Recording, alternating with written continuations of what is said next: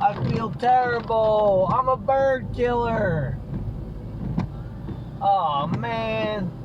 Sorry, bud. Damn it! That's the first animal I ever hit.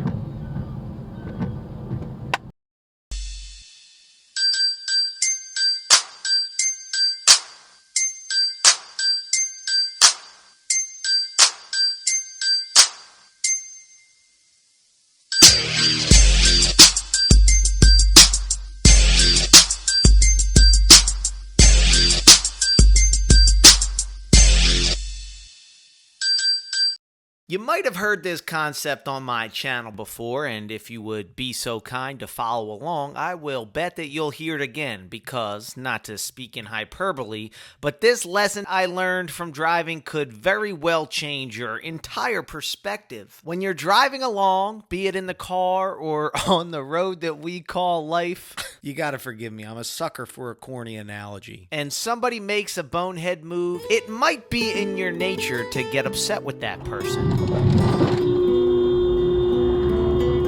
Jesus. What the f are you doing? But here's what you gotta realize. They didn't want to get in an accident either. Like, this person did not pull out hoping to get broadsided by me and then flung into oncoming traffic. Point is, almost 100% of the time on the road and most of the time in life, people aren't doing things to hurt you. They're just wrapped up in their own world and not thinking about how their actions affect others.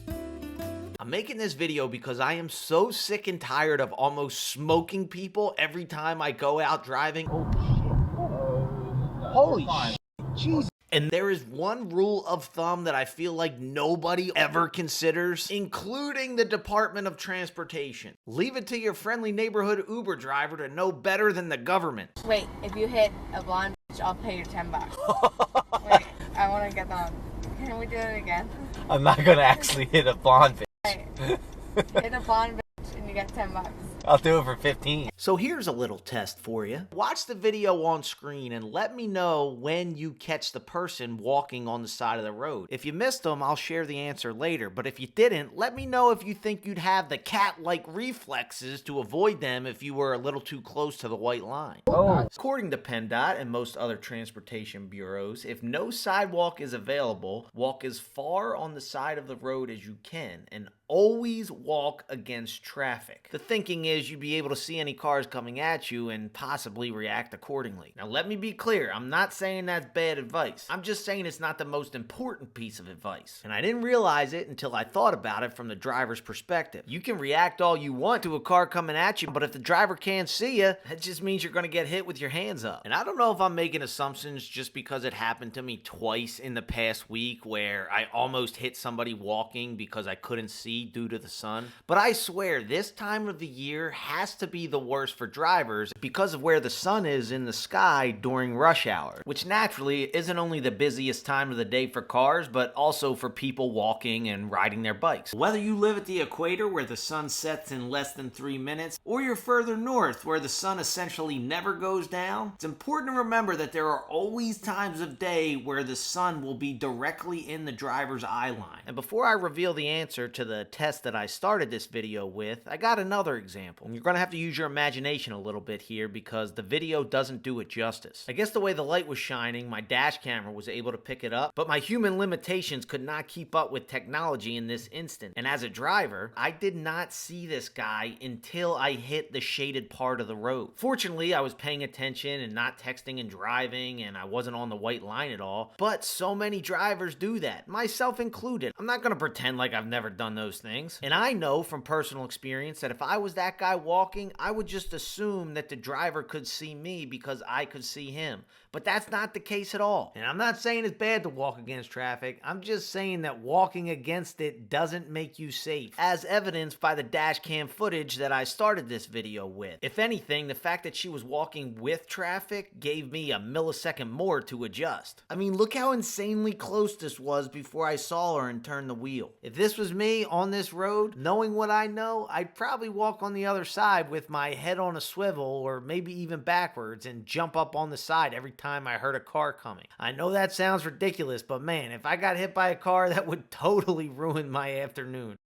This is the most startling moment I have ever captured on my dash cam. I'm talking more jarring than bricks flying at me at 5 a.m. Get me on Cali with my eyes.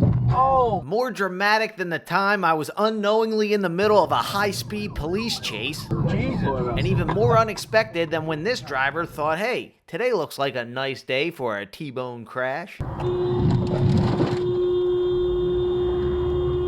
Jesus. The f are you doing? Now, I don't usually get tilted when people make mistakes on the road because, after all, it's not like they want to get in an accident either. But I was especially upset because that bag was full of dash cameras and memory cards arranged in a specific order for a video I was making. The funny thing is, the video was a dash cam review, and it was about the importance of having a dash camera for times like that. Isn't it ironic? Don't you think? It's almost like... That's what you call a segue. Get it? Rain, irony, Alanis Morissette. Well, it made sense to me at least. Anyway, here's what I'm gonna need you to do. Make sure this is full screen, and I need you to look right here. Pay close attention, because otherwise you might miss it. Now, I've never made a jump scare video before, so I didn't know if that would translate to screen, but it definitely worked in real life. Here is me looking like a complete fool in front of my Uber rider. And if you look really close at her face when it happens, you can see a subtle smile that she's trying to hold back. I can only imagine what she was thinking. Like, what kind of bottom-of-the-barrel drivers is Uber hiring now? Has he ever driven in rain before? He's freaking out over a few drops of water. I don't know if you saw that. I flinched. That's why I'm laughing. You saw that? You did? Yeah.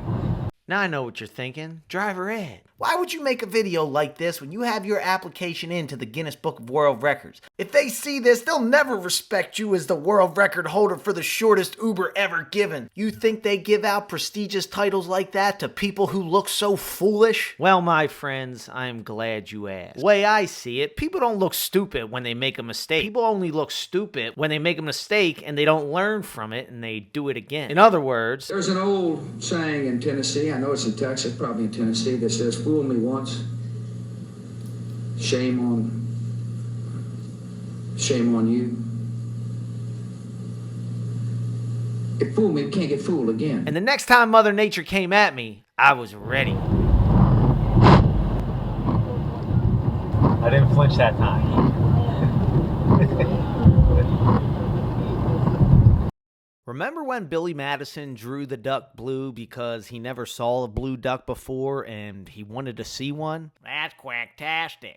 Well, I'm making this video because I never knew what happened when the toll booth gate didn't open, and I figured I can't be the only one. My Easy Pass had just started acting a little squirrely, but previously there had always been a human being to help us out. Picking up another Easy Pass. Oh, that's weird. It's not even the same number. Oh, that's really weird. So I wasn't entirely surprised when the gate didn't open, but what I was not expecting was the fact that there wasn't a human in the toll booth. What the heck is the protocol in this situation? And just before I took matters into my own hands, punching the gas and blowing open that gate, a voice that very well could have been God himself came from above. Driver, your Easy Pass did not register. When the gate lifts, go up 100 yards. Make the left-hand U-turn. Come back around and come through the lane with the collector so you can be assisted. Alright. This was my first and hopefully last time making a U-turn on a highway. That wasn't fun. Actually, truthfully, it was a little fun. I mean, I was doing something that felt wrong, but I was sanctioned by the government to do it. I mean, in essence, isn't that what an international spy does? And as I was doing this, I couldn't help but think of all the time I had spent worrying about what would happen if my Easy Pass didn't register. And then when it actually happened, it was a 2-minute fix. Moral of the story is, people tend to spend more time worrying about the thing happening than the time it takes to solve the thing, even if it does happen. So, in short, we're all gonna have some trouble, but when you worry, it makes it double. So don't worry, be happy.